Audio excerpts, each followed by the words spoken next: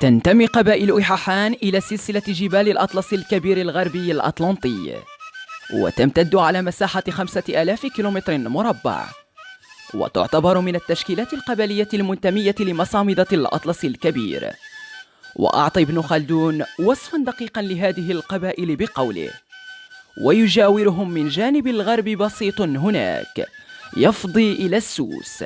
يغمره من حاحة خلق كثير. وأشار الصديقي: في التاريخ العام يطلق اسم حاحة على كامل بلاد رجراجة مما وراء تنسيفت من الجنوب،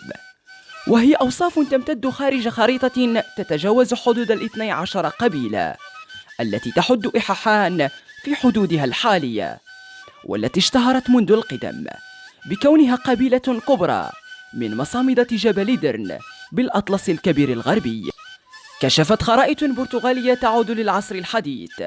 عن معالم عمرانية لمدن حاحية قديمة شاهدة عن تراث معماري حضاري، وهي المدن التي زارها الرحالة الحسن الوزان خلال القرن ال15 ميلادي، وأعطى وصفا دقيقا لمنشآتها العمرانية وحياتها الاقتصادية والاجتماعية خلال العهد السعدي، كمدينة تفضنا التي تلقب عند الحاحيين بتسكسوت نتفضنا، المعروفة بنشاطها التجاري الدولي قبيل نشأة الدولة السعدية. يرتبط الإنسان الحاحي بمجاله الطبيعي، فهو المورد الأساس لمعيشته، فهو عامل جعل من هذه القبائل قبائل مستقرة قليلا ما كانت تعرف هجرات نحو الخارج. وتشير المصادر التاريخية إلى أهمية المجال الطبيعي في حياة الحاحيين، ونجد إشارات تتعلق بشجرة الأرجان، فهي مصدر رزق للساكنة المحلية إن لم نقل تكتسي طابعا مقدسا، ويحرص الحاحيون على العناية والحفاظ عليها لأنها الضامن الوحيد لمصدر معيشتهم، ويجسدون هذه العناية من خلال العادات الغذائية العريقة بالمنطقة، حيث يحتل زيت الأرجان مكانته الاعتبارية في مائدة الحاحيين. خصص جاك بيرك دراساته حول الأطلس الكبير الغربي وأعطى أهمية للعنصر الإيكولوجي، فهو المحدد الأساس للنشاط الفلاحي وتقسيم العمل داخل القبيلة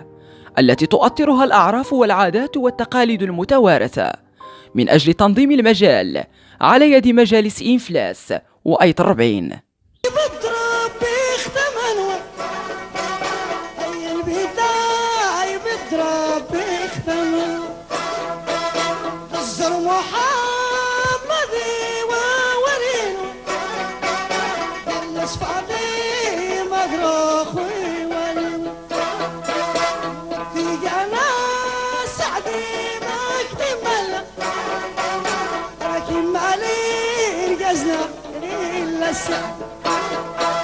راكم عليه رقصنا غير السعر